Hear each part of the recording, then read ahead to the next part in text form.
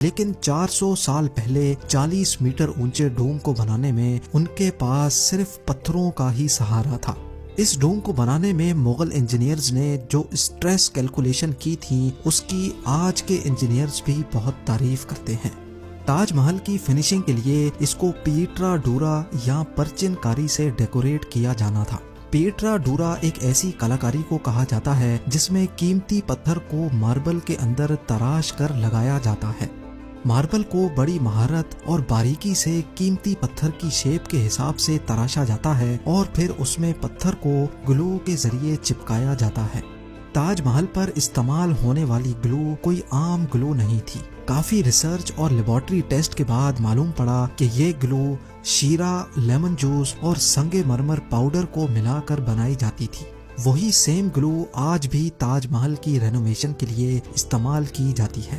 تاج محل کی خاص باتوں میں ایک بات یہ بھی ہے کہ یہ دن میں 4 مرتبہ اپنے رنگ بدلتا ہے۔ سورج نکلنے سے پہلے یہ بالکل بلیک شیڈ دیتا ہے، سورج نکلنے کے بعد یہ لائٹ یلو اور پنک شیڈ دیتا ہے، جبکہ دوپہر کے وقت تاج محل کی خوبصورتی کا نیا رخ دیکھنے کو ملتا ہے، نیلے آسمان پر جیسے موتی چمک رہا ہو، اور سن سیٹ کے وقت یہ پوری بلڈنگ گولڈن کلر کی دکھائی دیتی ہے۔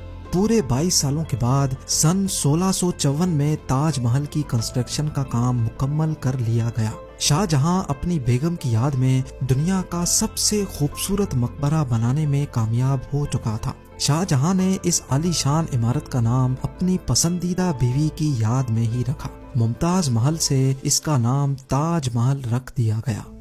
ہر سال شاہ جہاں ممتاز کی برسی پر یمنا ریور کے ذریعے تاج محل پر جایا کرتے تھے۔ یہ تاج محل کی ایسی انٹرنس تھی جس کو صرف شاہی خاندان کے لیے ہی بنایا گیا تھا۔ اس انٹرنس کی دیواروں پر دلکش نقاشی کا کام کیا گیا تھا جو شاید صرف شاہی آنکھوں کے دیکھنے کے لیے ہی کیا گیا تھا۔ شاہ جہاں کا یہ مہنگا ترین پروجیکٹ کمپلیٹ تو ہو چکا تھا، لیکن اس نے مغلیہ سلطنت کو تباہی کے کنارے پر لا کھڑا کیا۔ 4 سالوں کے بعد یعنی 1658 میں شاہ جہاں اور ممتاز کے اپنے ہی بیٹے نے شاہی تخت الٹ دیا اور خود مغل امپائر کا شہنشاہ بن گیا۔ شاہ جہاں جو پچھلے 30 سالوں سے اس تخت پر راج کر رہے تھے، اس کو قیدی بنا کر آگرہ فورٹ میں ہی بند کر دیا گیا۔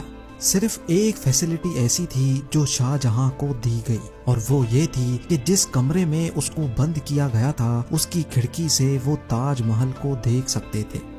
8 سال قید میں رہنے کے بعد 74 ایئرز کی ایج میں شاہ جہاں بھی اس دنیا کو الوداع کر گئے۔ شاہ جہاں کا اب ممتاز سے دوبارہ ملنے کا وقت آ چکا تھا اور ان کو تاج محل میں ہی دفن کر دیا گیا۔